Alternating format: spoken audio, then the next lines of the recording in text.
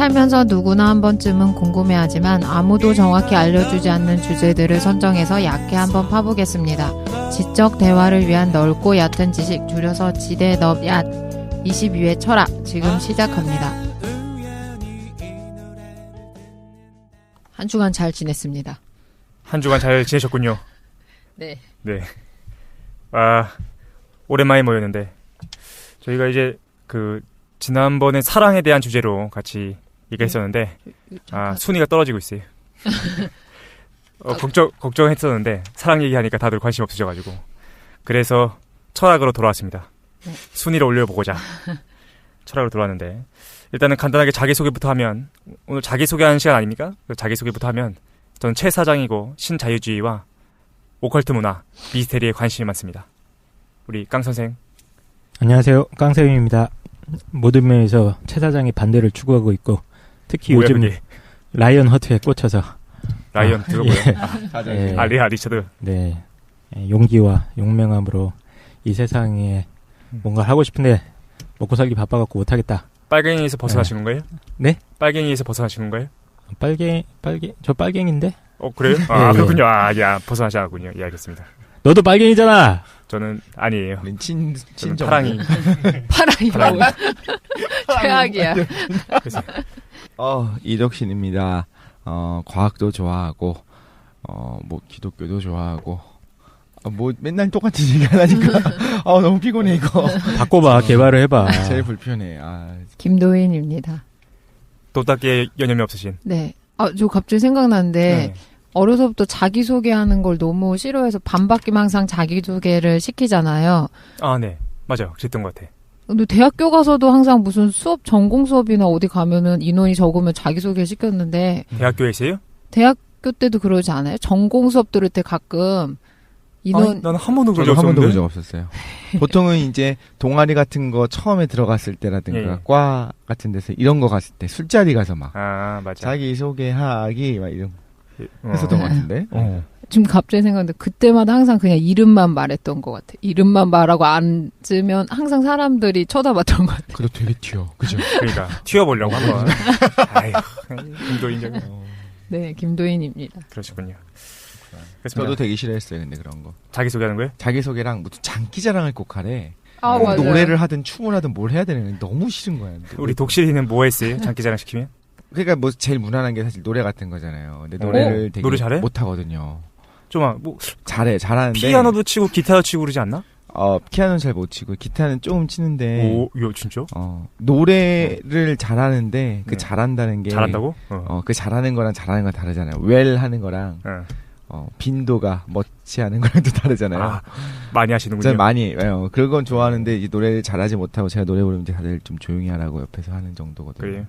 되게 폭력이라 생각했어. 혼자 생각해. 왜 장기자랑을 꼭 해야 되지? 장기가 없는. 그냥 하면 되지. 뭘 폭력이고 거기서. 그냥 하면 되지. 그냥 뭘 그렇게 중요하게 생각해. 그래, 없으면 없다 그러고 그냥. 없다고 하면 또 튀잖아요, 괜히. 시킨 사람도 그냥 시킨 거요. 듣고 싶지 않은데. 미안하게. 맞구나, 그거구나. 어쩐지 표정이 안 좋아지더라. 알겠습니다. 쓸데없는 얘기하고 있는데. 네. 저희가 카페랑 페이스북 가지고 있습니다. 네. 카페, 우리 많이 들어오셨어요. 그래서 네. 거의 이제 400명에 다가다르고 있는데, 오프도 한번 해야지. 네. 예. 그리고 페이스북 관리가 요즘에 잘 안 되고 있던 것 같은데, 강 선생이 페이스북 관리인데, 저희가 바쁘다고. 그래서 어쨌든, 카페랑 페이스북 가지고 있으니까 많이 들어오십시오. 네. 그리고 우리 광고 들어온 거 있었나요? 되게 맛있는 먹거리들에 대한 광고가 카페에 많이 올라왔는데. 봤어요. 네. 되게 근데 사진이 사진 정말 먹고 싶었어. 그러니까. 네, 고구마 같은 거. 그거는 여러분이 카페 참고하셔서 혹시 네네. 참조하시고, 필요하시면, 주문하시면 될 것 같고요. 폴더를 하나 새로 만들었어요. 너무 많이 올리셔가지고. 네네네. 그걸 보고 빠웃겼는데. 안나수인님인가? 글이 올라갔는지 잘 모르고 여러 번 누르셨는지 어쩌는지 잘 모르겠고요. 그럴 수도 있나? 그러니까 이거 혹시 우리 저희 청취자분이신데 인터넷을 잘 못하시는 혹시 연세가 많으신 분인가 싶어가지고 내가 그래가지고 폴더를 하나 아예 뽑았는데 사업 번창하시기 바랍니다. 네, 어쩌시기 바랍니다. 다른 것도 광고 뭐 없었네. 다른 거는 없고 뭐지? 민양 고등학교 3학년 학생인데 이제- 민양 예. 네, 민양이라고 이제 곧 수능 시험 본다고 독실림 팬이래요. 아, 오. 독실림한테 응원 좀 부탁한다고 해가지고. 참 그 사인도 예. 손우 네. 친구 손우를 위한 도인 언니 사인도 원한다고 제 사인 왔었고. 보면 깜짝 놀랐습니다. 그래. 최 사장님은 진짜 무성애자인가요? 맞는 것 같습니다. 막 이런 식으로도 하시고. 맞습니다. 해탈해야죠 이제.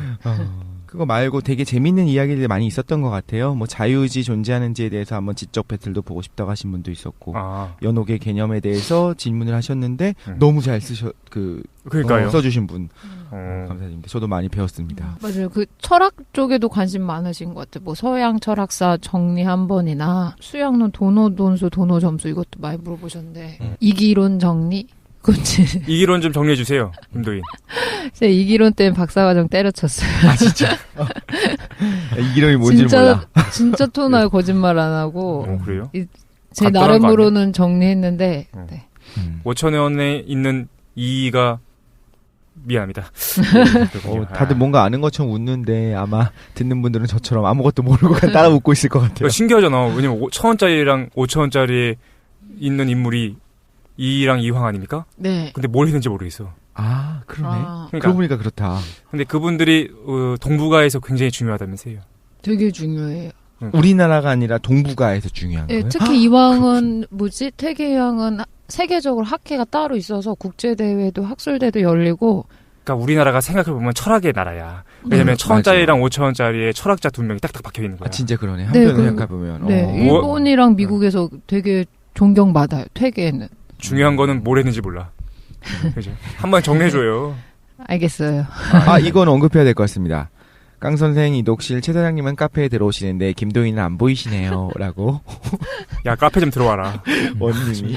들어오질 않아가지고. 이게 성향 탓인 것 같아요. 그러니까 어려서부터 욕을 되게 많이 먹었는데 되게 내향적이다 보니까 어떠냐면 누가 질문을 하거나 문자 메시지 이걸 보내면 그냥 혼자 읽고서 생각해요. 마음속으로 생각해요. 아, 들어오긴 들어오시는군요. 네.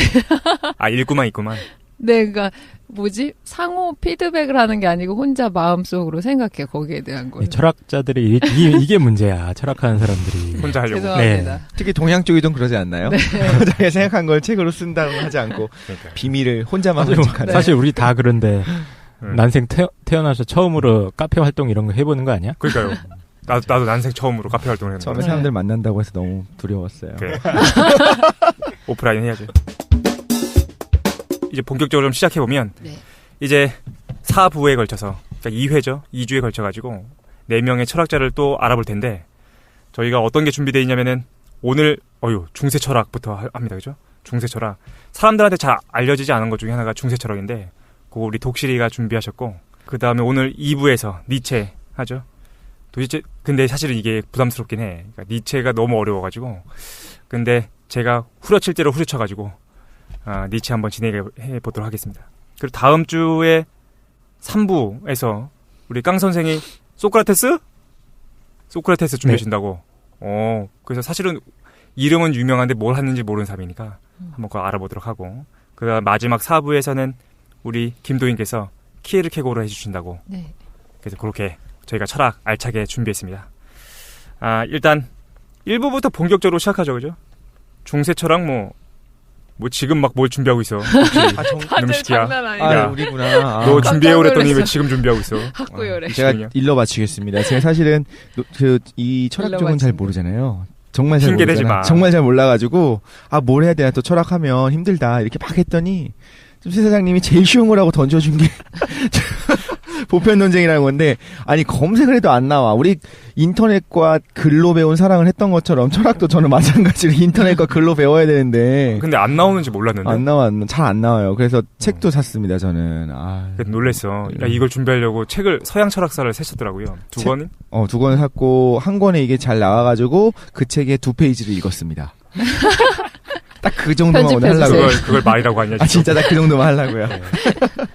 대충 제가 이해한 바를 이야기를 하면 예. 철학을 전공하시지 않은 보통 분들, 특별히 좀 이과 분들 같은 경우에는 저의 어떤 생각의 사고의 흐름을 따라오시면 오히려 좋지 않을까. 제가 지난주에 느꼈던 게 뭐였었냐면 여기서 뭔가 이야기가 나오면 사람들이 맞아 그런 거였지만 이렇게 얘기하는데 들으면서 난 지금 천재들이랑 같이 방송을 하는 건가 이런 생각을 한 적이 있었어요. 아니야 이과라서 그래. 문과 사람들이 들으면 아유 그렇지도 않은 것 같은 게 정말로 들었을 때 뭔가 이렇게 철학에 대해서 이건 누가 이런 얘기하지 않았었나 했을 때 맞아 이렇게 하는데 저도 같이 그냥 고개 끄덕이면서 웃지만 사실은 무슨 말인지 하나도 모르겠는 그런 저처럼 생각하는 분들이 좀 많이 있을 것 같아서 저의 존재 이유가 여기 있는 게 아닌가 싶은 생각도 들고 그렇습니다. 독실이께서 이제 저번에 데카르트 하셨었는데 그 반응이 되게 좋았잖아요.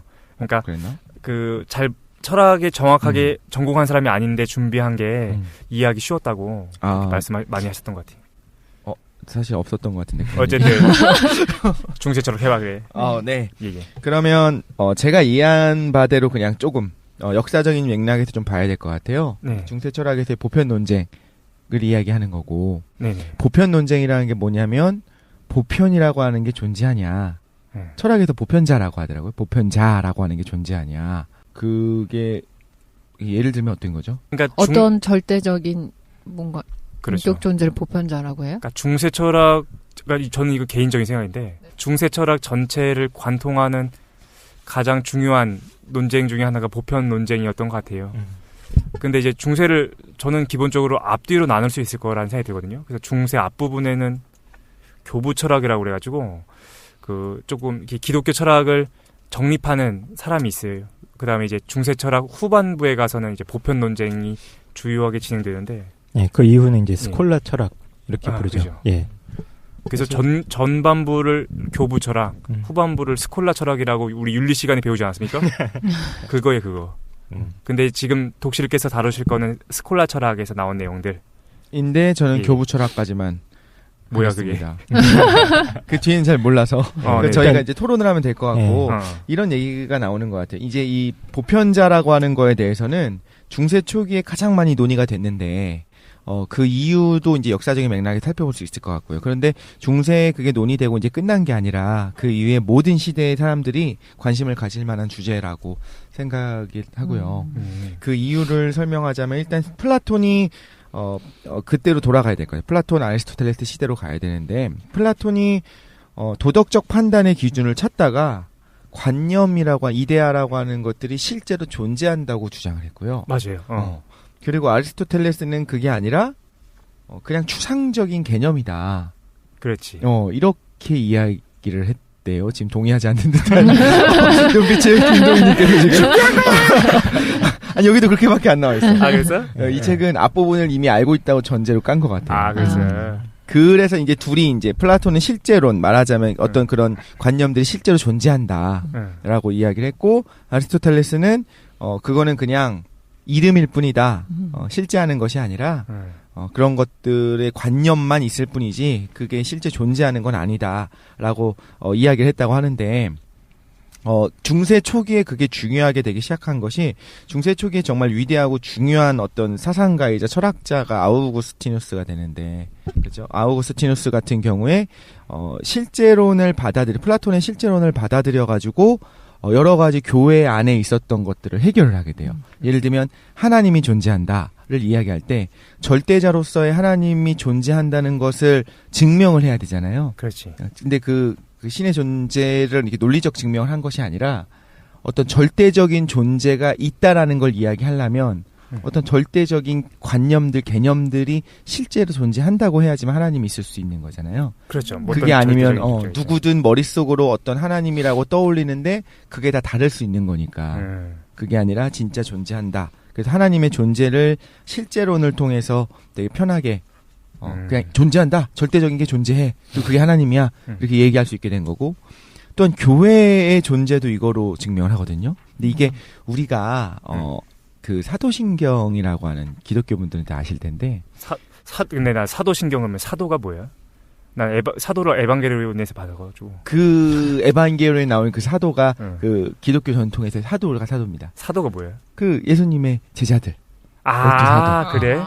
그럼 에반게리온에서 그 제자들이 오는 건가? 그런 식의 세계관이 들어가 있어요. 그 안에 그래? 구원을 하게 되고 막 그거의 예언자적인 존재들로 에반게리온. 그래 사도. 네. 그런데 사도신경들은 뭐냐면 그 초기에 사도들이 믿었었던 것들을 우리도 믿는다는 신앙의 고백이거든요. 성경에 사도신경은 나와 있지 않아요. 그러니까 사도들이 우리가 믿는 바를 이야기를 해서 이렇게 문구로 만들었고 그걸 교회 안에서 우리도 그걸 믿는다라고 하는데 거기서 뭐가 나오냐면 예전에 이제 거룩한 공회와 성도가 서로 교통하는 것과 뭐 죄를 사하여 주시는 것과 이런 걸 믿는다고 이렇게 고백을 해요. 근데 이제 보통 저도 초등학교 때 혹은 그 이전부터 이제 교회를 다녔었지만 거룩한 공회가 뭔지 설명을 안 해줘요. 외우라고 시켜요. 이건 하나의 외우는 겁니다. 주기도문을 그 내용은 외우는 것처럼 내용이 있는데 그 내용을 외우라고 해요. 거룩한 공회와 성도와 교통하는 거. 그럼 이제 옛날에 제가 이제 외우기 시작할 때 이런 생각이 드는 거죠. 공회가 뭔지 모르겠어. 교회를 얘기하는 건가? 예, 공교회를 얘기합니다. 그리고 그게 카톨릭을 말하고요. 아, 그래. 카톨릭이라고 하는 단어의 뜻이 이제 보편적인 이런 뜻이잖아요. 맞지. 그래서 사실 우리가 개신교에서 외우는 그 거룩한 공회를 이야기할 때도 요즘은 이제 거룩한 공교회라고 얘기하거든요. 그럼 공교회라고 하는 개념이 있는 거예요. 그 교회, 그 카톨릭에서 주장하는 로마 카톨릭만이 하나의 유일한 교회다. 구원으로 갈 수 있는 길은 그거밖에 없다. 지금 이제 교황님이 좀 다른 말씀을 하셨긴 하지만 뭐라고 하시는데? 뭐 이제 선행을 잘하면 이제 교회가 아니라서 구원을 얻을 수 있다 하는데 그거는 이제 그 저희 카페에서도 이야기에 나와 있지만 그건 좀 이제 논쟁의 여지가 있는 것 같고 그 외에 그냥 카톨릭에서 그냥 주장했던 건 이거예요. 우리가 보편 교회다. 말하자면 예수님이 세우신 교회는 이거다. 예수님께서 베드로에게 이제 천국의 열쇠를 맡겼다고 하는데 그게 대대로 교황에게 내려왔고 그래서 그게 있는 이곳만이 말하자면 진짜 교회고 나머진 다 이단이다. 이렇게 주장을 했어요. 그런데 사실 개신교에서는 종교개혁을 하는 과정에서 그걸 부정한 거거든요. 그렇지. 교회라고 하는 것이 이것만 정해진 것이 아니고 우리가 정말 신앙을 가지고 믿는다면 그리고 우리들의 모임이 신앙을 가진 사람들의 모임이 교회인 거다. 예수님이 정말 베드로에게 열쇠를 준 게 아니라 그건 비유적인 말씀이다. 이런 식으로 우리가 이해를 진짜로 준 거 아니야? 그렇게 알고 보니 비밀번호를 알려줬어. 천국 들어오는 건 2486이다. 아 죄송합니다. 예. 그런 식의 어떤 공교회가 있다고 우리가 지금 사실 사도신경에서 개신교도들도 같이 외우는 거죠. 근데 그 공교회의 개념도 말하자면 그냥 누구든지 예수님 우리 같은 신앙을 가진 사람들의 모임이 교회다가 아니고 진짜 교회가 있다라고 주장하고 싶은 거죠. 아우구스티누스는. 그러니까 절대적이고 보편적인 교회가 존재한다라는 그렇죠. 거야. 아우구스티누스는. 네, 보편 교회. 아우구스티누스를 공부해 보신 분들 혹시 없겠죠? 거의 없지. 거의 없지. 뭐죠. 근데 최근 그 유명한 책이 있잖아요. 고백록이라고. 아 맞다. 기억나세요? 참회록. 고백록. 참회록, 컨페션. 참회록이 그 가장 많이 팔린 책 두 번째라며. 성경이 가장 많이 팔리고. 진짜요? 인류 역사로 다 카운트하면 그럴 수도 있을 거예요. 과거에 유명한 책이니까. 과거 사람들. 예, 옛날 사람들한테는 거의 뭐 필독서처럼 옛날 기독교인들한테는. 그리고 왜 그 책이 유명하냐면 아우구스티누스가 원래 젊었을 때는 그냥 프리스타일로. 그러니까. 예, 프리스타일로, 한 박사 과정 끝나고, 잡이 없어가지고, 가정교사하고, 뭐, 사교육 시장에서 왔다 갔다 하던. 그리고 잡이 없어가지고. 예, 일이 없었어요. 그리고 이제, 물란해잖아. 예, 물란까지는 아니에요. 제가 봤을 땐 물란은 아닌데, 그래? 그냥 당대 사람들과 마찬가지로 적당히 이제 클럽 같은 데 가서 좀 놀고. 그러니까, 여자도 많고. 예, 여자들이랑 좀 이렇게, 뭐, 썸 탈고 이럴 수 있잖아. 젊은 나이에. 젊은 아니던 것 같은데. 네. 저도 예전에 들었을 때 굉장히 문란했었다고 들었는데 실제로 생애를 보니까 뭐 그 정도까지는 문란의 기준이 다른 것 같아요. 현대 오면서 달라진 것 같아요. 그래요. 근데 그 친구가 유학을 가서 공부를 했었어요. 그리스로 유학 갔었나 그랬을 거예요. 그래서 거기 아예 본격적으로 그리스 철학을 공부하고 수사학을 원래 전공을 했었다고 제가 알고 있는데 논리학이라던가 수사학 이런 전통을 공부하고 들어왔고 그 전통을 가지고 그 사교육 시장에서 놀고 있었던 거지. 아우구스티누스 같은 경우는 개종을 한번 하죠. 크게 그 회심이라고 막 그 고백록에서도 묘사를 하는데 뭐 아이들의 노랫소리인가 길거리에서 부르는 노랫소리를 듣고 뭔가 엄청난 깨달음 같은 걸 받고 나서 막 크게 자기 자신을 반성하고 하면서 하느님을 깊게 믿기 시작합니다. 그래서 이분이 유명해진 이유는 그 그리스 철학의 전통을 가지고 아까 전에 이제 그 독실이가 잠깐 얘기를 했듯이 기독교의 그 아직 논리적으로 세밀하게 정당화되지 않았던 이야기들, 원죄론이라던가 교회의 의미, 하느님의 존재, 뭐 영혼 이런 개념들을 갖다가 플라톤 철학을 그대로 끌고 와서 그냥 갖다 끼우는 그렇지. 거예요. 거의. 예. 그러니까 좀 참고로 얘기하면은 그 당시만 해도 그리스도교가 굉장히 원시적이었다면서요. 그렇죠. 그러니까 그 카타콤브라고 그러나 그 지하에 숨어 살면서 그거에 대해서 되게 원시적인 형태로 그냥 민간 신앙이었대. 근데 그거를 논리적으로 세우기 위해서는 뭔가 철학이 필요한데 그걸 플라톤 철학에서 가져왔다는 거지. 예. 그래서 이데아 개념 같은 것도 그대로 끌고 그죠, 들어오고, 똑같아. 예. 플라톤 철학에서 궁극적인 목적은 진리를 인식하는 거였거든요. 근데 여기서는 이제 하느님을 인식하는 거야. 그치. 그 모델을 그대로 끼워봤습니다. 그렇군요. 근데 지금 그 카타콤 원시적인 교회를 말씀하셨는데 저는 그 부분이 되게 이거 좀 딴 얘기일 수 있는데 좀 우리가 그걸 좀 생각해야 될 것 같아요. 뭐냐면 지금 세련된 형태의 어떤 교회의 교리들이 정해져 있는데 초기 교회 사람들 오히려 예수님의 부활을 목도했던 사람들 입장에서는 이런 세련된 말하자면 교리가 없었어요. 그러니까 그 예수님의 존재를 보고 저분이 정말 하나님의 아들이구나 이거 여기까지 있었을 것 같아. 여기까지는 신의 아들이 맞고 신이구나 여기까지 어떤 개념들은 있었을 것 같아. 아니야, 근데 하나님 이거 예수님이 자기가 신의 아들이다 이런 얘기도 아니다며. 인자라고 하면서 이제 이것저것 얘기를 많이 했지만 약간 간접적으로 드러났어요. 근데 이제 죽었다 살아나고 막 병을 고치고 뭐 이런 것들을 봤을 때 위대한 선지자를 넘어가는 뭔 것 같다라고 하는 어떤 뉘앙스도 많이 말씀하셨거든요. 그래요? 그러니까 그분들이 그러면 그런 세련된 형태의 교리를 몰랐기 때문에 그러면 그러니까 막말로 지옥을 갔냐? 그게 아니잖아요. 어떤 순수한 형태의 신앙을 가지고 있었을 때, 그렇지. 그걸 생각한다면 한편으로는 좀 그런 생각이 드는 거예요. 이제 교회가 세련된 형태의 어떤 교리들을 갖췄는데, 제가 좀 계속 주구장창 주장을 하는 것이, 저는 제가 믿는 게 이게 진리인 것 같다라고 믿는 게 개인적으로 있어요. 근데 이게 절대적 진리다라고 말할 수 없는 것들에 대한 반증이 지금 이 부분인 것 같아요. 그게 무슨 말이죠? 초기 교회 사람들은 어떤 예를 들면 이거 되게 위험한 생각인데 삼위일체에 대한 개념이 없었어. 잘 몰랐어. 맞아. 그런데 그분들이 그럼 삼위일체에 대한 개념이 없었으니까 그럼 지옥 갔냐 하면 그게 아닐 거라는 거죠. 지옥 갔어요. 그래서 어떤 삼위일체에 대한 개념도 굉장히 중요하고 세련된 형태로 나타나는 것뿐만 아니라 우리가 이제 그것을 아는 거 공부하는 거 다 중요하긴 한데 그거를 잘 모르겠다라고 한다든가 잘 그거 아닌 것 같다라고 주장하는 거에 대해서 우리가 함부로 정지하고 이렇게 하지는 그렇게 하면 안 되는 게 아닌가 싶은 생각도 들고 그렇습니다. 그래서 초대교회로 돌아가자라고 하는 운동들도 많이 하거든요. 일종의 어떤 교회들이 초기 교회 신앙의 형태를 이제 회복하자. 초기 교회라고 하는 어디까지 초기를 얘기하는 거예요? 좀 어렵네요. 지금 말씀하신 부분인 것 같아요. 아우구스티누스까지. 아니요, 그거 이전이죠. 왜냐면 아우구스티누스가 돼버리면 이제 중세가 들어가면서 카톨릭을 옹호하기 시작하잖아요. 근데 이제 프로테스탄트들은 종교개혁을 통해서 그걸 부정하기 때문에 그 이전으로.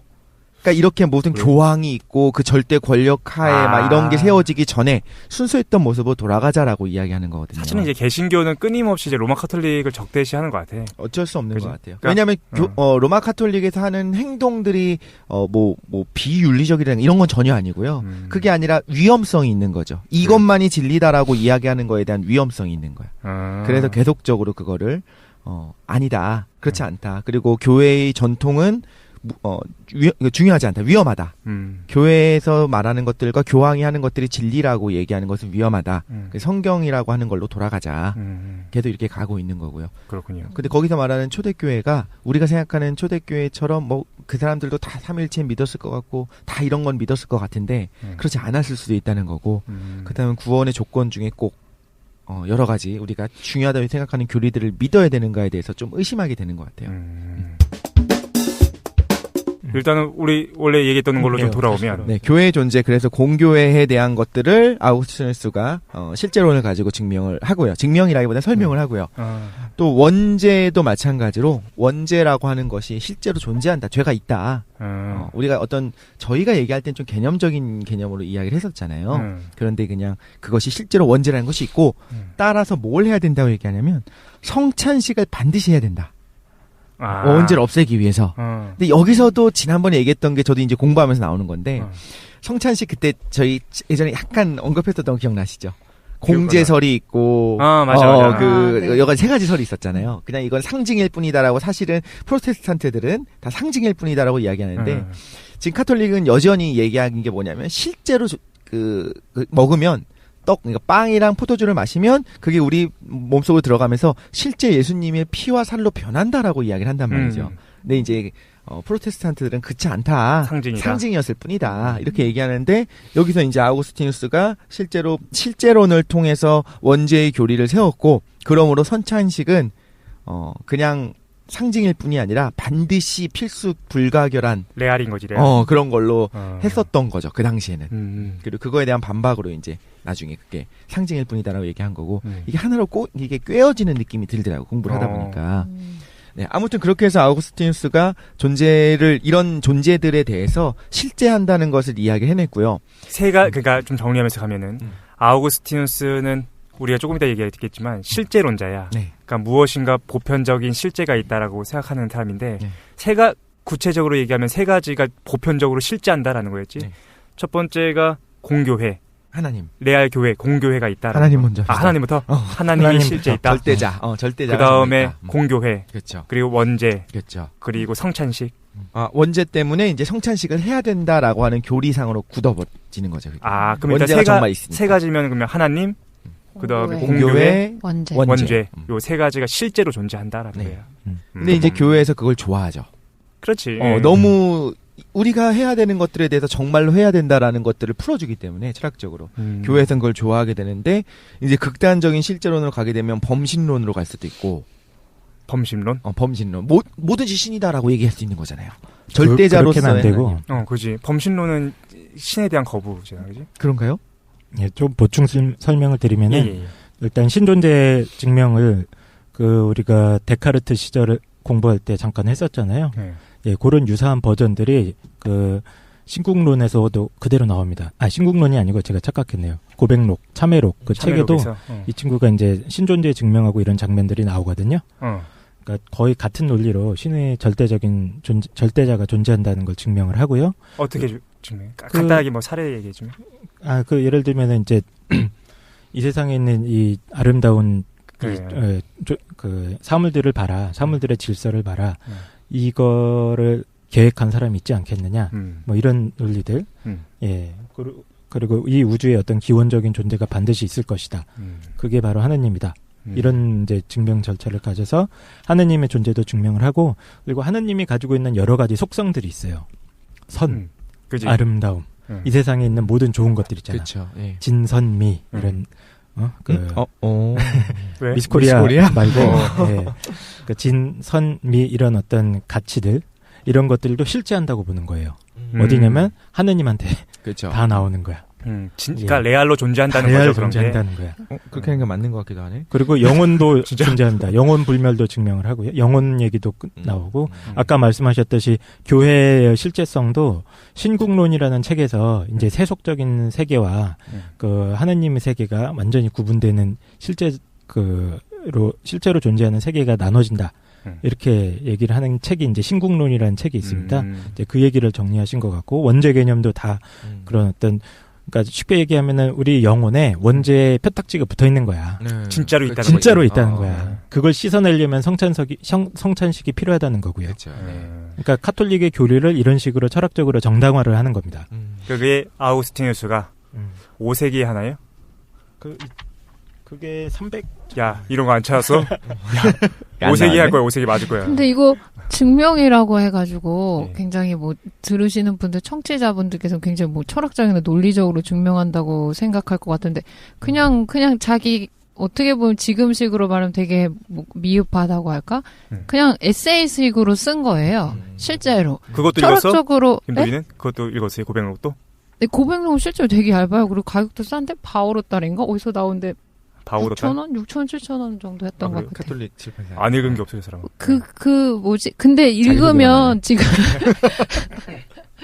굉장히 그냥 수기집 같아요. 그러니까 그래. 지금 만약에 증명했다 이러면 진짜 무슨 증명이 철학적으로 이루어졌나 보다라고 느끼실 수도 있는데 그냥 그 감정이나 그런 내용들을 자기가 얘기한 거예요. 그냥 선언식으로 얘기한 그래. 거지. 네, 거기에 밑받침하는 뭔가 타당하거나 지금처럼 논리적인 근거. 논문을 쓴 게 아니죠. 네네, 논문을 쓴 건 맞아요. 아니고. 네네.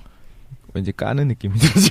왜냐면은 근대를 안 거쳤잖아. 근대 전이니까 뭔가 합리적 이성이라는 게 없었던 거예요. 네, 그게 완전 체계화되는 거는 토마스 아퀴나스에 와서 그 신약대전으로 완전 백과사전식으로 정리하잖아요. 그래요? 네.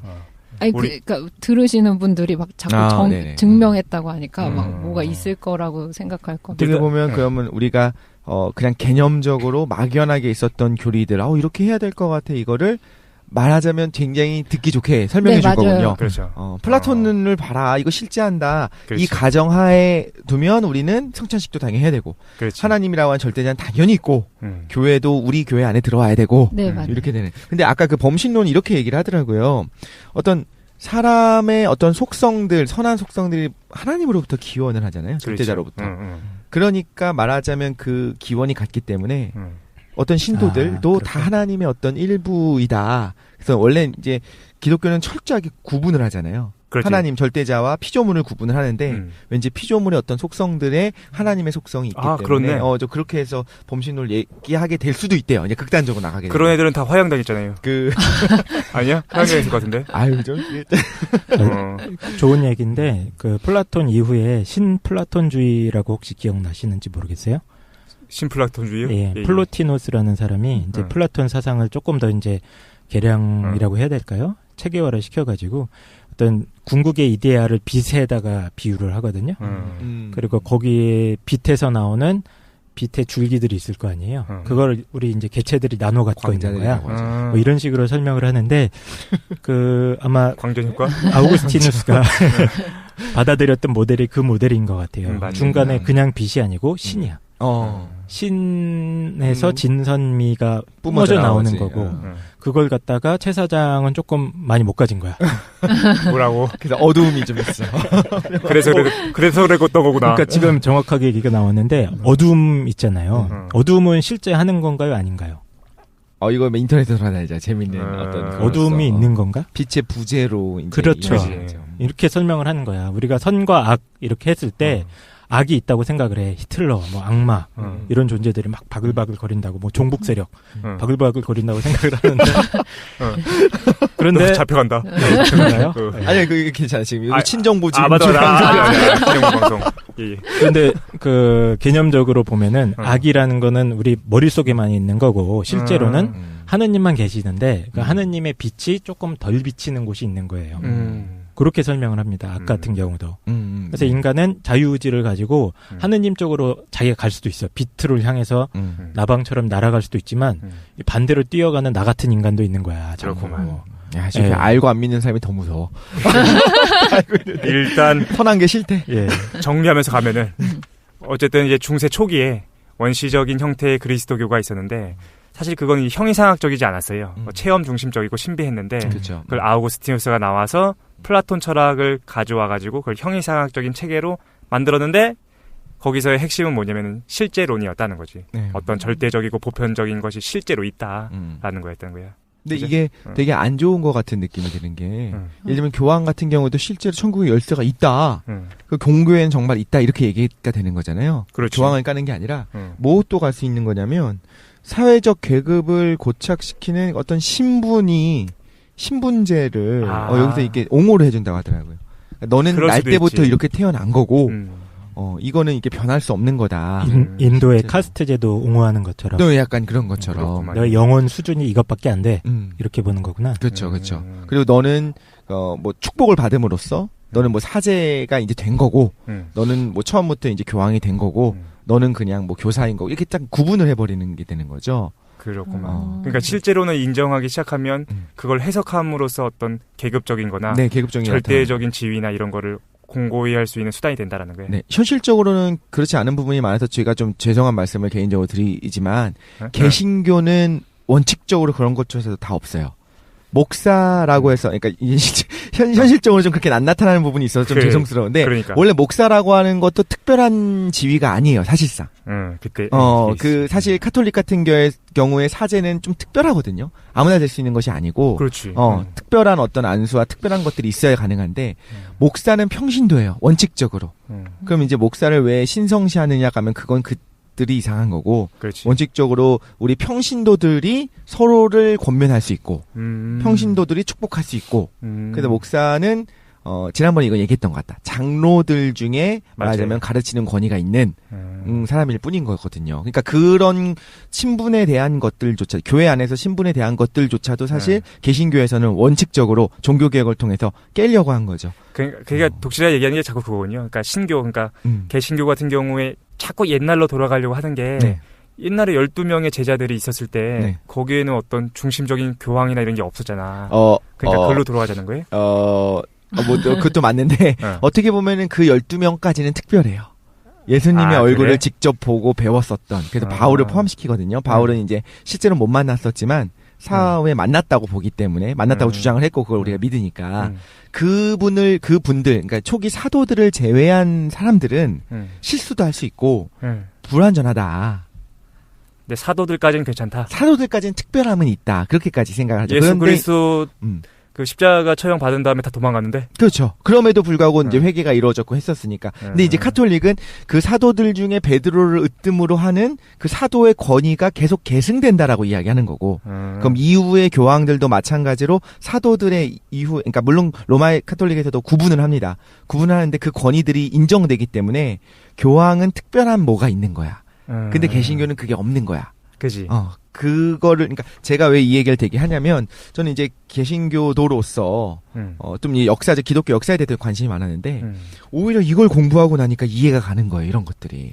아우구스티누스의 주장이 이해가 가고, 그리고 아우구스티누스를 반하는 주장들을 굉장히 저희 그 신교 쪽에서, 한지. 프로테스탄트들 하는데 그 이유도 왠지 알 것 같고, 저도 이거를 처음에 공부할 때, 당연히 실제론이 아니라 유명론이 맞지 않을까라고 얘기했었었는데, 이것도 어떻게 보면 제 안에 이제 과학적인 사고라든가 혹은 신교적인 개신교적인 사고들이 있어서 그런 것 같다는 생각도 들고. 지금 들으시는 분들이 조금 혼란스러워하실 수도 있을 것 같은데 지금 왜 그러냐면은 우리가 과거의 것과 지금의 것을 왔다 갔다 하면서 얘기하고 있어요. 그러니까 지금 어떤 얘기하고 있냐면 아우구스티누스라는 그 초기 그리스도교에 있는 사람을 얘기를 하면서 동시에 지금 그 이후에 천주교랑 개신교 나눠진 얘기를 자꾸 하고 있는데 정리하면서 얘기하면 이거지. 그러니까 아우구스티누스, 그러니까 실제론을 이어받은 애들이 누구냐면은 천주교인 거야. 로마 그렇죠. 가톨릭. 네. 그죠? 근데 거기에 반대하면서 들고 일어났던 게 이제 개신교다라는 그렇죠. 거죠. 유명론 아리스토텔레스를 받아들이면서. 그렇지. 근데 실제론이 왜냐하면 교회에서의 어떤 고착화되는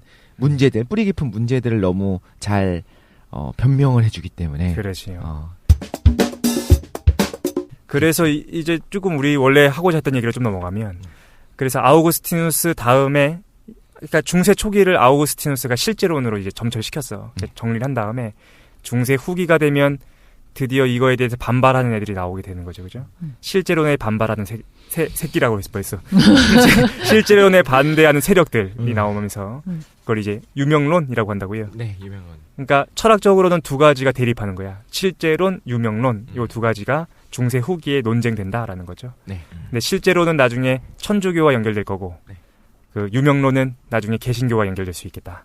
그거보다는 이제 역사적인 맥락으로 보게 되면은 교회는 실제론이든 유명론이든 이런 철학이 없었고 백지 상태였고 그러다가 초기에 아주 중요한 교부 중에 한 명인 아우구스티누스가 실제론을 가져다가 교리들을 정리했어. 정리를 했고 그러다가 나중에 개신교에서 그게 이제 고착화되는 과정에서 문제들이 많이 생겨나게 되거든요. 네네.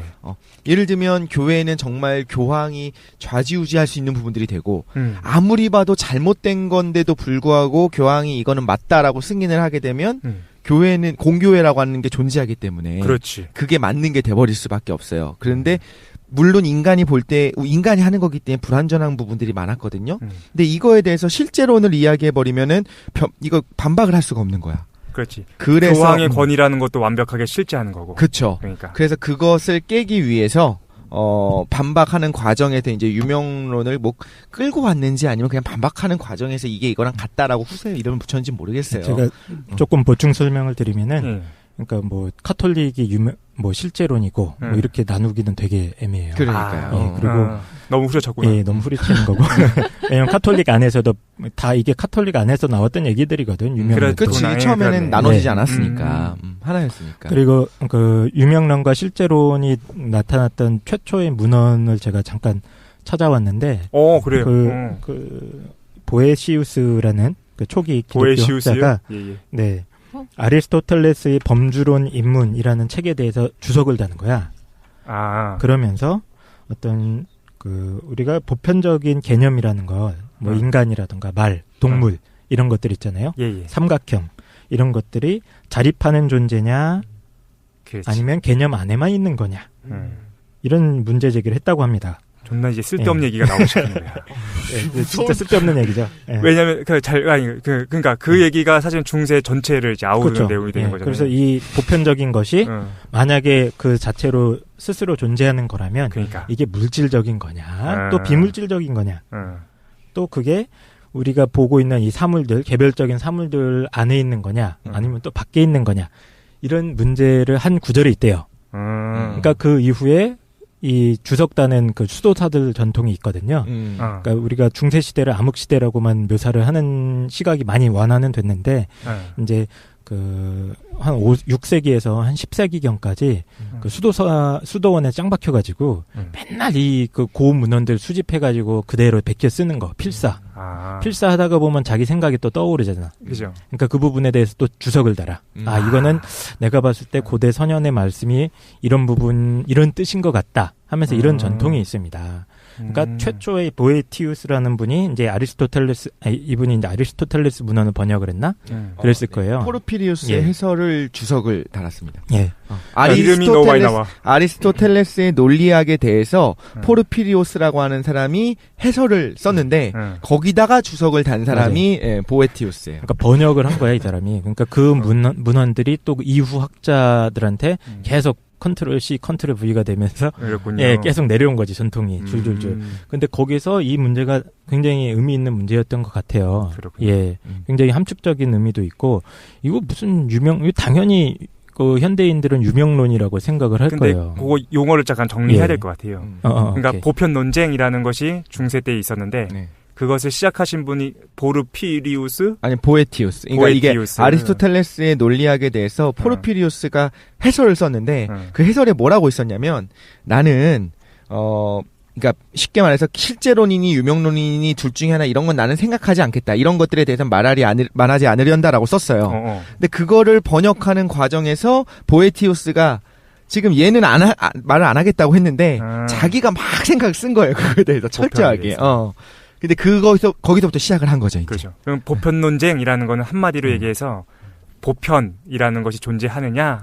보편이 거죠. 뭐죠? 그러면 이것부터 생각을 해보자, 일단. 우리 깡 선생이 아까 되게 예를 정확히 들었는데, 그러니까 뭐 삼각형 이런 거 아니야? 삼각형 예 들었어요? 네, 삼각형. 또 삼각형. 삼각형의 정의는 뭐야, 그럼? 삼각형의 정의요?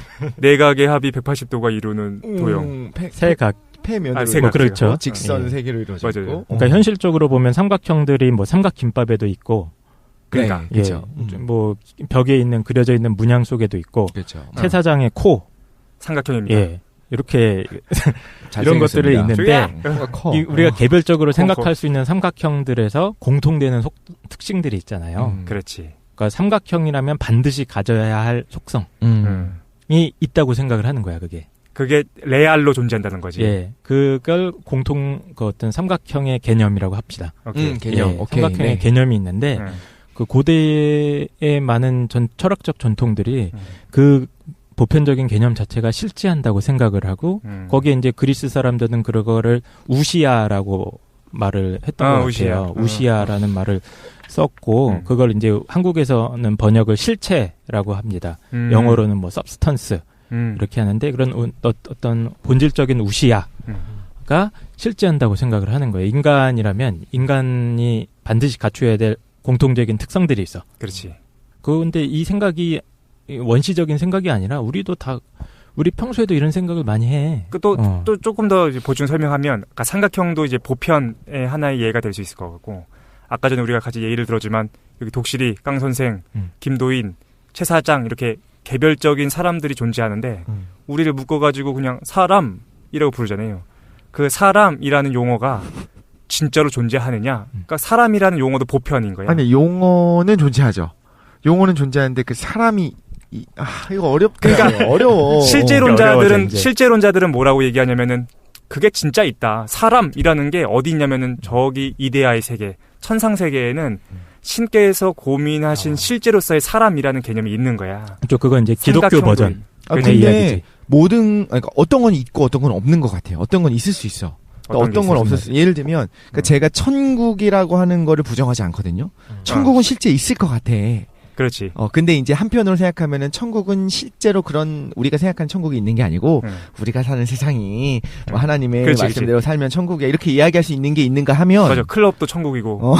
그러니까 그렇게 이야기할 수 있는 게 있는가 하면 그러니까 실제로 존재하는 게 있는가 하면 모든 게 실제로 존재하지는 않는 것 같은 생각이 드는 게 아까 말했던 삼각형의 예를 들었을 때 그 삼각형 같은 경우에는 저는 이제 수학적인 개념으로서의 삼각형을 생각할 때 이런 애들을 삼각형이라고 하는 가상은 아니지. 그러니까 삼각형이라고 하는 게 물리적으로 존재하냐는 거예요. 그건 존재하지 않는다는 생각이 들거든요. 그러니까 그게 삼각형이라는 게 보편적 삼각형이 완벽한 삼각형이 레알 존재한다. 그럼 실제론 아니 그런 거는 진짜로는 없고 그러니까 이름만 붙은 거다. 삼각형의 이름만 있는 거. 우리가 이런 공통적 속성들을 삼각형이라고 하자라고 하는 그치? 게 진짜로 안 존재한다. 그게 유명론. 그렇죠. 이름만 있다 해서 유명인 거죠. 네, 유명론. 이름만 있다. 요걸로 얘기해 봅시다. 요걸로 얘기를 하는데 간단하게 붙여보면은 플라톤부터 이제 그 얘기가 본격적으로 시작이 됐던 거고, 예, 플라톤 같은 경우는 그 어떤 보편적인 것, 아까 제가 말씀드렸던 우시아, 그게 정확하게 어디에 하느님의 머릿속에 있는지 어디에 있는지 이걸 설명한 적이 없어요. 자기는 그냥 대화편에서 대화 속에서 비유적으로 뭐 이런 식으로 살짝 보여줄 뿐이기 때문에 거기에 대한 해석이 지금 뭐 다 다릅니다. 그러니까 뭐 딱 단정 지을 수가 없게 만들어놨어. 글 쓴 형식 자체가. 그러니까 이제 그걸 단정하긴 힘든데 어쨌든 그 사람이 기본 아이디어라는 인간 혹은 책상, 삼각형 이런 거를 공통적으로 그 근거 지을 수 있는 어떤 뭔가가 있어. 그걸 이데아라고 그래요. 그 사람은 그냥 진짜 있는 거야. 진짜 있는 거야. 그게 레알. 근데. 그리고 그 이데아의 우리 개별적인 것들이 그림자다. 그림자라기보단 이것도 애매한데 참여라는 분유 뭐 전문 용어로는 분유라는 이상한 번역을 만들었는데 컨트리뷰션 거기에 개별자들이 그걸 조금씩 떼 갖고 자기가 갖고 있는 거야. 속성이. 그래서 그렇지. 어떤 사람은 사람 같지 못한 놈들도 있죠. 그걸 다 못 갖고 온 거야. 태어날 때. 그러니까 그런 식으로 설명을 합니다. 아름다움의 이데아에서 조금만 갖고 있는 거야. 그렇지. 세사장은. 뭐야? 98%가 아름다움이야. 예. 예. 그래서 그 논리를 기독교 교부 철학자들이 거의 그대로 받아들이는 그림이 그려지는 게 이제 그 실제론자들이고 제가 몇 명 인용만 좀 실제로 좀 해드릴게요. 기독교 초기에 프레데지시우스 라는 학자가 한 멋있어. 프레데지시우스. 그래서 모든 이름이나 명사는 거기에 상응하는 어떤 적극적인 실제를 전제한다고 주장하고 있습니다. 심지어 그래서 이 사람은 어둠, 무, 아무것도 없는 nothing 이런 거조차도 거기에 대응하는 뭔가가 있을 거다. 명사가 있으면 그건 본질이 다 존재하는 거야. 그렇지. 그지. 극단적으로 가는 거지. 실제론자. 이거 비판하려고 했는데. 미친놈들이지 이제. 왜 진짜로 있을 수도 있지 왜. 그렇죠. 그렇게 세상을 설명을 할 수 있어요. 그렇게 해도. 그리고 사실은 실제론이 우리가 일반적으로 생각하는 거예요. 맞아. 우리가 보통 아니야. 종북 세력 아니야? 종북 세력이 있다 하면은 종북이 그게 있는 실제한다고 거야. 생각하잖아. 실제로 존재한다는 거지. 좌파 우파 나누잖아요. 우리 머릿속으로. 그럼 좌파가 진짜 있는 거야. 좌파가 있다고 생각하잖아. 아니 근데 그러니까 이쪽 되게 극단적으로 가야 되는 이유를 잘 모르겠는 게 실제하는 게 있는가 하면 실제하지 않는 것도 있는 거죠. 실제론이 되면 모든 걸 다 실제한다고 봐야 되냐. 그리고 뭐 유명론이라고 하면 세상의 모든 것들은 다 그냥 사실 뭐 그 개념일 뿐이냐 이렇게 갈 수 있는 거잖아요. 저는 하나님은 정말 실제한다고 믿는데 예를 들면 지금 얘기한 것 같은 어떤 예를 들면 우리가 생각할 수 있는 대상이 있다면 그냥 실제하는 게 돼버리는 거잖아요. 근데 너무 그거가 단순화시킨 거긴 한데. 그러니까 좀 정리할게요. 그러니까 실제론과 유명론이 있다는 것까지 알았어요. 근데 아까 전에 깡 선생님이 말씀하신 것처럼 모든 단어에 다 그에 상응하는 어떤 본질이 존재한다. 그 본질은 진짜 존재한다. 그게 실제론이 되는 거야. 유명론은 아니다. 그냥 공허한 껍데기의 언어일 뿐이다. 이게 유명론인 건데. 개념이다. 그렇지. 개념일 아니 뿐이다. 개념은 실제론에 들어가요. 그러니까 유명론은 정말로 그 단어가 공허한 거야. 그런데 아니라니까요. 그게 아니야. 좀 입장이 좀 달라져요. 달라져? 그것도. 예. 근데 극단적인 실제론은 아예 그 개념 자체도 껍데기일 뿐이다라고 주장하는 사람도 있어요. 그게 이제 그 독실이가 준비하지 않았나 이거? 여기서는 그러니까 이건 루시엘 리누스라는 학자는 이제 그 보편이라는 거는 단순한 건 말이야. 그냥 음성의 발성일 뿐이야. 그지. 라고까지 극단적으로 주장합니다. 극단적 유명론. 극단적인 거지. 그러니까 여기서는 이렇게 나오는 게요. 실제론자들한테 그 유명론자들이 욕을 먹어요. 욕을 먹으면서 보편이라고 하는 거를 한낱 이름이나 내용 없는 공허한 그냥 입김 같은 걸로 돌려버린다는 비난을 받아서 이름이 유명론자로 붙었는데 그 비난을 언제 했냐면 한참 막 격렬하게 논쟁을 하는 중에 이름을 붙인 거고 원래 이렇게 싸우면서 이렇게 눈 돌아가게 되면은 막 비난을 하잖아요, 원색적인. 그래서 사실을 크게 왜곡한 거고요. 실제로 부인한 거는 보편이라고 하는 게 절대적으로 존재하는 거를 부인하는 거지. 아하. 어떤 보편적 개념들이 사물의 본성 속에 객관적인 기반이 있다를 부정한 건 아니라는 거죠. 독실이 얘기는 이거예요. 그러니까 이거 우리가 세 가지로 분류해보자면 진짜 레알로 존재한다 본질이 그걸 이제 실제론자, 네, 극단적 실제론자, 네, 어둠이나 무까지도 존재해. 그냥 단어만 있는 거다. 단어만 있는 거다 유명론. 근데 그 중간에 뭐가 있냐면은 보편이라는 게 레알 물질로는 존재하지 않지만 개념이나 관념 속으로 존재한다. 네. 그런 게 중간에 있다는 거예요. 네, 그게 이제 아벨라루두스라고 그렇지. 유명한 이제 그 실제 그 보편자 논쟁을 거의 이제 끝내버린. 맞아요. 이 사람은 당대의 굉장히 유명한 키보드 배틀러. 지금으로 따지면 진중권 씨 정도. 진짜요. 예. 맞아요. 그 굉장히 재능도 넘치고 말을 너무 잘해, 얘가. 그러니까. 그때 당시에는 뭐 트위터나 페이스북 이런 것도 없고 카페도 없잖아요. 그러니까 진짜 그 면대면 토론을 하는 거야. 그럼 그거 막 수도사들이 구경하러 가고 막 그렇습니다. 나중에 미움을 많이 당하셔가지고 예. 거세 당하시죠. 그 유명한 사랑 스토리도 그러니까. 있죠. 예, 굉장히 낭만적인 인물인데. 어쨌든 그 중간을 얘기했던 게 아벨라르다. 예, 그분의 거죠. 말씀도 간단하게 제가 요약을 근데 독실이가 해드릴게요. 했던 얘기도 맞아요. 그러니까 유명론자들 가운데에서 이미 그 관념론을 받아들인 사람이 있는데, 그러니까 아벨라르가 유명한 거야. 그 두 가지를 종합했다라는 점에서 유명했다라는. 진중권 씨가 유명한 것처럼. 온건한 온건한 유명론 뭐 이런 식으로 부르는 것 같아요. 이제 조금 극단적으로 껍데기일 뿐이다까지는 안 가고 이제 보편자 이분의 이제 중요한 논리는 이겁니다. 아마 인류 역사상 최초라고 하면 좀 너무한가? 그러니까 음성 현대 철학에서는 기호라고 하는데. 예, 너무 어렵게 얘기하지 마. 예, 채사장이라는 말이 있죠, 말. 그리고 그 말이 지시하는 대상이 있죠, 의미. 이 두 가지를 이제 분류를 하는 겁니다, 이 사람은. 그러니까 되게 현대적인 개념인데, 그러니까 기호가 의미하는 뭐 그걸 기의라고 하는데 그 의미를 분류를 시키는 거야, 일단. 근데 일반인들은 그것조차 분류를 잘 안 하거든. 하지 마. 그러니까 이 두 가지를 분류를 시키고 보편자가 있긴 있다. 의미 차원에서. 우리 인간의 인식 속 안에서 개념적인 차원에서 있는 거고. 그리고 껍데기는 그거는 뭐 그냥 껍데기인 거고. 이걸 두 개를 나눠서 주장을 합니다. 그러니까 유명론이긴 한데 이게 좀 다른 거지.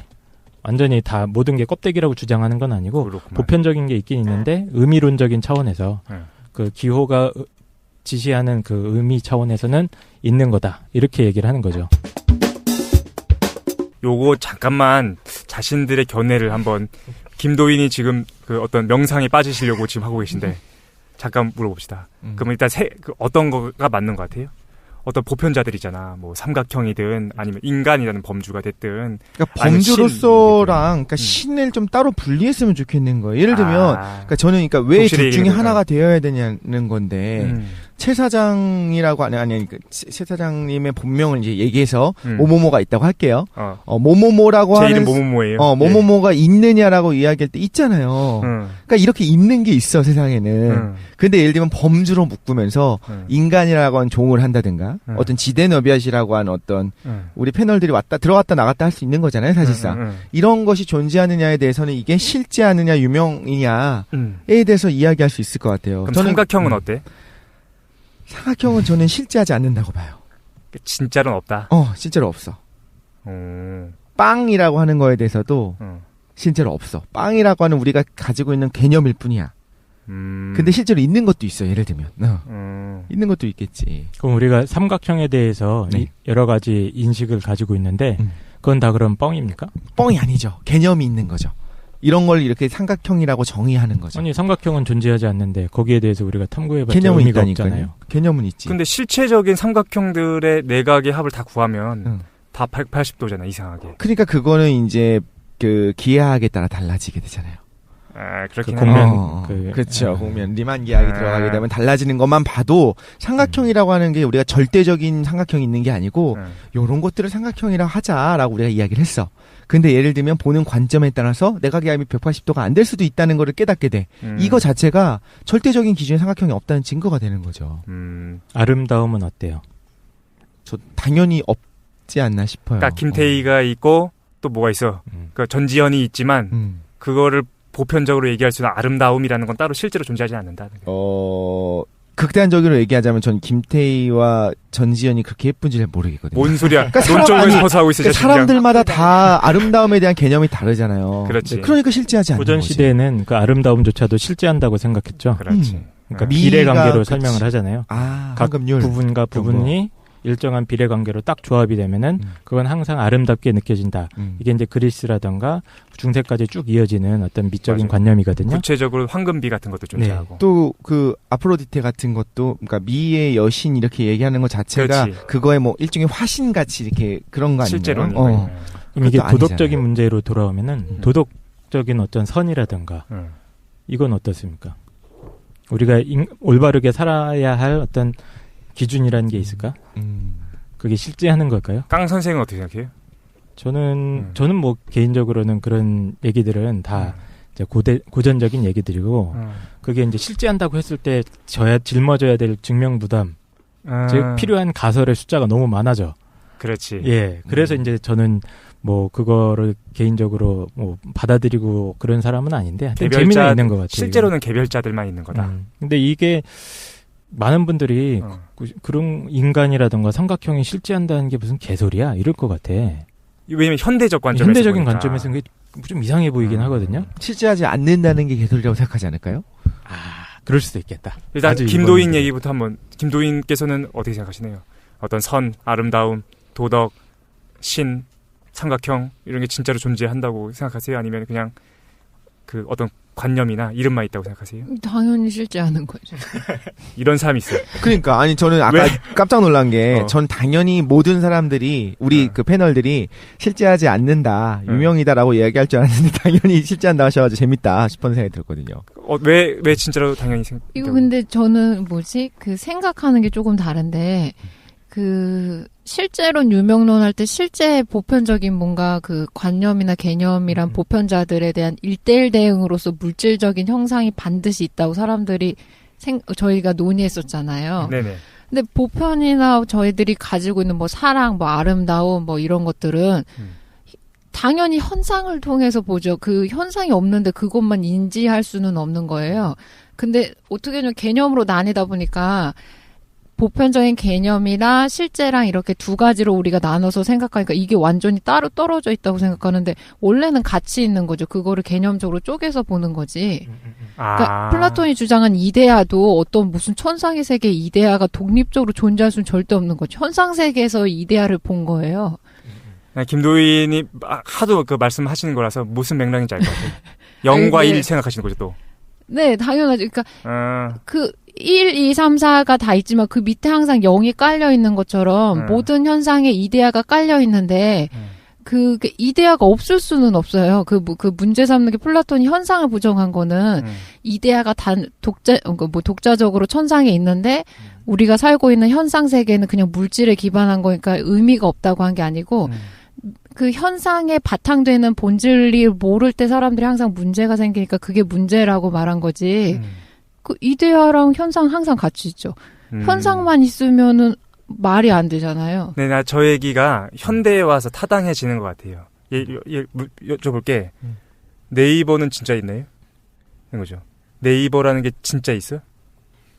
없잖아. 나 없다고 생각한다. 그런데 없는데 문제는 뭐냐면은 우리 모든 핸드폰마다 뭐가 있냐면 네이버가 실제로 다 있어요. 그건 네이버 어플이죠. 그러니까 네이버 어플.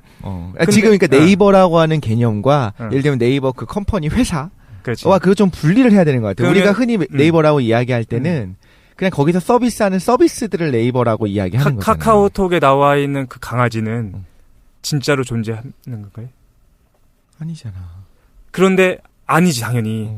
왜냐면 우리가 핸드폰을 쪼개봐 그 안에서 개가 나오지도 않고 아니면은 어떤 곳에도 인터넷이라는 공간이라는 건 실제로 존재하지 않는 거예요. 그런데 뭐가 있냐면은 개별자 안에 그게 다 존재한다니까. 우리는 그게 진짜라고 믿고서 사용하고 있고. 그러니까 어떻게 보면 이것도 본질에 대한 실제에 대한 얘기를 해볼 수가 있는 것 같아요. 그러니까 이제 되게 심도 있는 철학 논쟁을 한 가운데로 들어오고 있는 것 같아요. 점점. 들어갑시다. 이게 이제 존재론이라던가 형이상학이라고 골치 아픈 문제죠. 그러니까 있다라는 게 도대체 무슨 의미냐. 그지. 이거 가지고 이제 철학자들이 이상한 얘기들을 이제 전개를 시키거든요. 그러니까 우리가 물리적인 차원에서 있다. 그것만 있는 거냐? 그럼 또 그러니까 저는 이제 인터넷에 집중하고 싶은데 인터넷은 물리적 공간이 아무데도 없어. 그렇죠. 그렇잖아요. 인터넷은 좀 어려운 것 같아요. 이거는 좀 다른 개념이 들어야 될 것 같고, 그러니까 완전히 이제 이거는 새로운 거잖아요. 얼마 안 됐으니까. 그거 말고 그러면 그 생명과학에서 말한 생물에서 말한 종의 분류 같은 것도 생각해보면 될 거예요. 여기서 보통 이야기하면 검색을 해보면 나오는 게 바로 종이 튀어나오거든요. 그렇지. 이 종으로 묶는데 인간이라고 하는 종이 실제하냐. 근데 저는 어디까지나 어떻게 생각을 하고 사람들한테도 뭐라고 얘기를 하냐면 종은 사람이 그냥 분류를 하는 거다. 생명과학이라고 하는 것 자체가 과학이 아니었던 시절에도 그 맨델의 유전이라든가 이런 게 나타나기 전까지만 해도 뭐였냐면 얘네들은 뭔가 공통된 게 있네? 그럼 이거를 하나로 묶자 이렇게 가는 거였어요. 얘네들은 푸르고 광합성을 하네? 그럼 식물이라고 하자. 근데 얘네들이 뭐 예를 들면 종자가 겉에 드러나 있네? 그럼 이건 다 겉시식물이라고 하자. 이런 식으로 묶기 시작한 거예요. 근데 하나하나의 개별자들이 다 다르거든요. 근데 그걸 이게 묶는 건데 문제는 뭐가 있냐면 발레들이 나타나요. 그럼 그리고 연속적으로 변화해요. 개체들은 다 연속적이야. 그렇기 때문에 어디까지를 이거로 묶고 어디까지 이 범주로 묶을 거냐 하는 거는 사람들이 그냥 논의해서 공통적으로 이거로 하자라고 정의를 한 거예요. 이게 정의로 하자라고 이게 약속을 한 거지. 그렇다면 우리가 약속을 해서 예를 들면 겉시식물이라고 묶어놨는데 그럼 이 지금 실제론에 따르면 겉시식물이라고 하는 그 표상이라고 해야 되나요? 이게 존재한다는 거잖아요. 그 근거가 어딘가에 뭔가 있다는 거지. 그러니까 자 보세요. 인간이 다 죽어도 그 겉시식물이 있긴 있겠죠. 그 종의 특징과 특성들이 네. 있잖아. 그건 어디 있어요, 그럼? 그러니까 어디까지를 겉시식물이라고 할 거냐라고 하는 그 관념으로만 존재한다는 거예요. 이런 애들을 겉시식물이라고 하자. 종자가 안에 있고, 아니 겉으로 드러나고, 기본적으로 광합성을 해야 되고, 이런 애들을 겉시식물을 하자라고 그 관념이 저는 겉시식물이라고 생각하는 거죠. 정말 있는 게 아니라. 그러니까 집합명은 존재하지 않는다는 거야. 집합 안에 들어가 있는 개별 원소는 존재하는데 그 원소들을 감싸고 있는 집합 그리고 집합 있죠. 있는데 그거는 관념이라는 거지.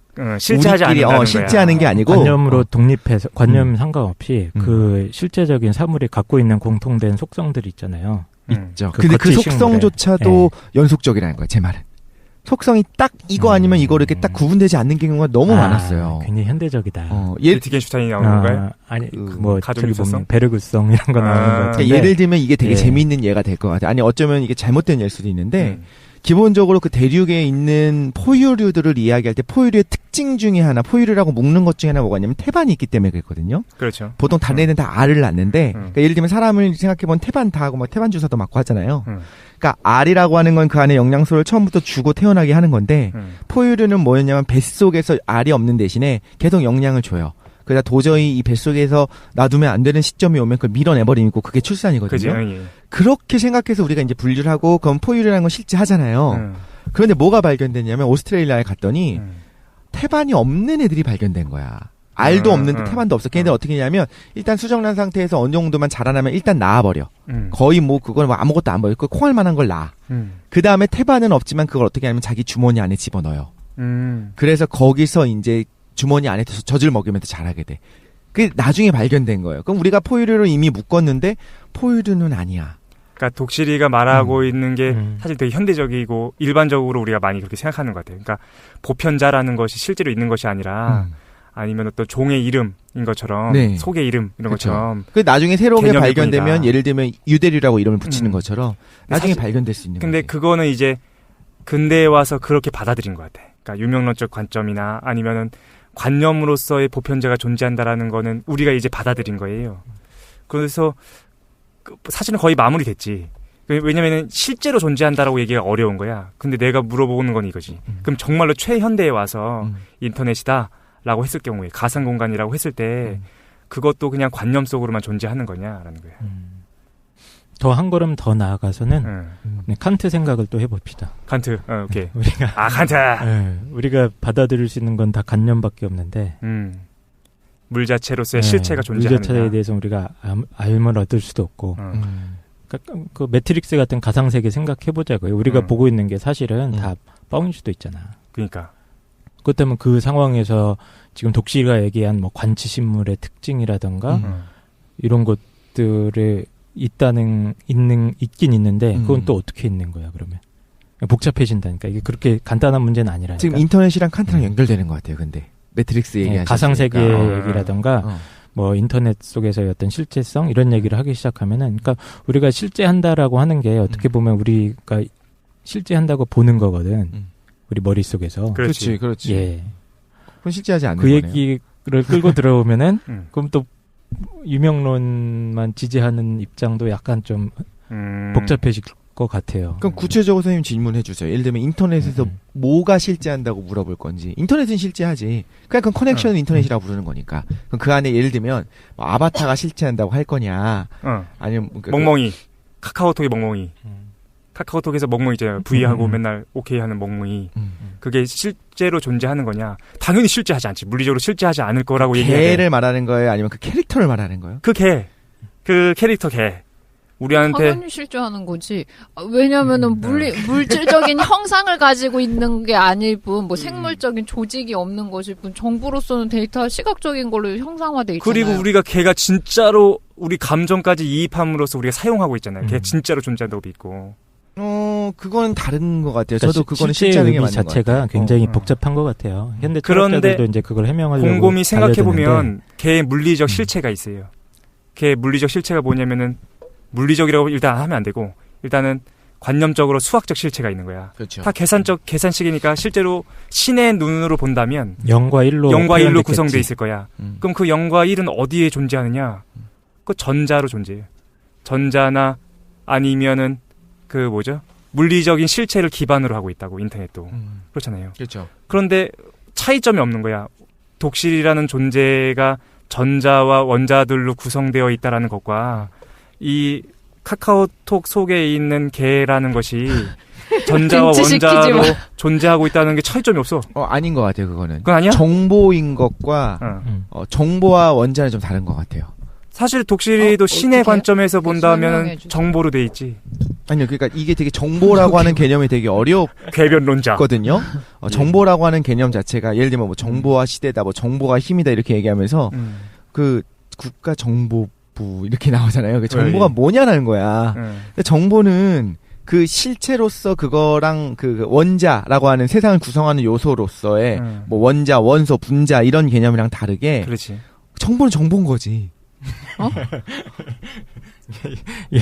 지식인 거지. 산으로 가고 있어 지식. 점점. 그런가요? 논쟁이. 이거 실제론이랑 연결시키기 좀 어려운가? 그러니까 아니, 왜 근데 전 그러냐면 카카오톡 지금 왜 얘기가 그러냐면은 되게 좋은데. 이제 조금 내용을 정리를 하자면은 그 조금 깊이 생각을 해보면은 현대인들은 다 독실이의 관점에, 저도 사실 이 관점에 동의를 해요.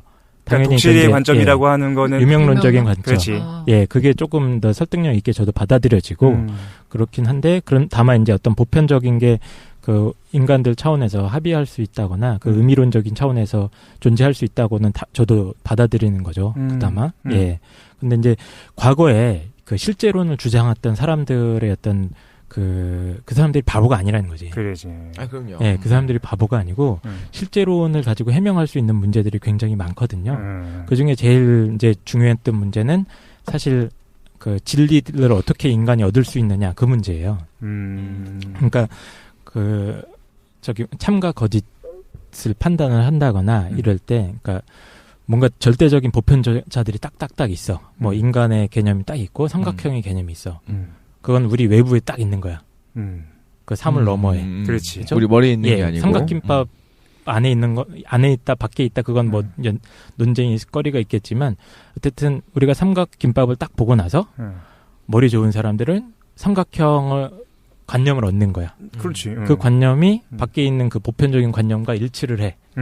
그러면 진리가 되는 겁니다. 그럼 이렇게 하면 되겠다. 라고 인식론적 설명을 하는 거야. 우리 모두가 같은 공통적으로 같이 갖고 있는 그 개념을 내 머릿속에도 삼각형 있고 모두 머릿속에 삼각형 있잖아요. 그 이 머리 위에 이제 클라우드 그룹이 있어. 거기다 이게 딱 이렇게 하는 거야. 그러니까 그게 실제론이 되는 거죠. 하나가 되는 거야. 그렇지. 그게 실제론이 되는 건가요? 그러니까 우리 개별적인 머릿속에 있다고 하면 이게 절대적인 진리라는 게 확보가 안 돼. 그렇지. 왜냐면 머릿속에 있는 건 너무 주관적이니까 다 다를 수가 있잖아. 그러니까 그 실제론자들이라던가 특히 플라톤이 계속 하고 싶었던 건 그 어떤 절대적인 기반을 확보하고 싶은 겁니다. 뭔가 진짜 100% 확신할 수 있는 참 진리의 기반은 뭐냐? 아마 그런 보편적인 것들을 상정을 해야지, 그게 존재한다고 상정을 해야지 그거에 기초해서 우리가 참된 판단을 내릴 수 있지 않겠느냐?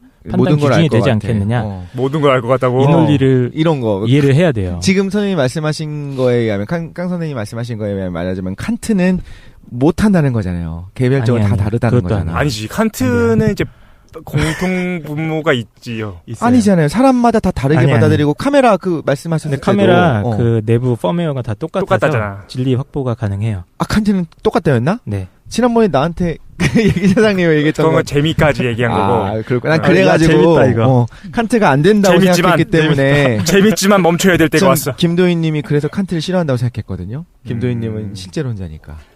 보편자 논쟁이 하여튼 그 아주 멍청한 논쟁이 아니고 굉장히 철학사적으로 의미 있는 논쟁이에요. 그래서 요거를 더 토론하고 싶은데 시간이 없어요. 맨날 오랜만에 근데 시간 없단 말 나왔다. 보편자 논쟁에 어떻게 보면은 현대 철학 흐름에 있어서 가장 극단적인 그렇지. 반대편에 서 있는 보편자 논쟁을 걷어차는 니체 얘기를 좀 해야 될 것 같아가지고 이거 아주 재밌는데 조금 하고 싶은데 우리 잠깐만 쉰 다음에 니체 얘기하면서 보편자 논쟁 얘기가 또 나올 수도 있을 것 같아요. 그래서 이어서 해보도록 하겠습니다. 잠깐만 쉬시지요.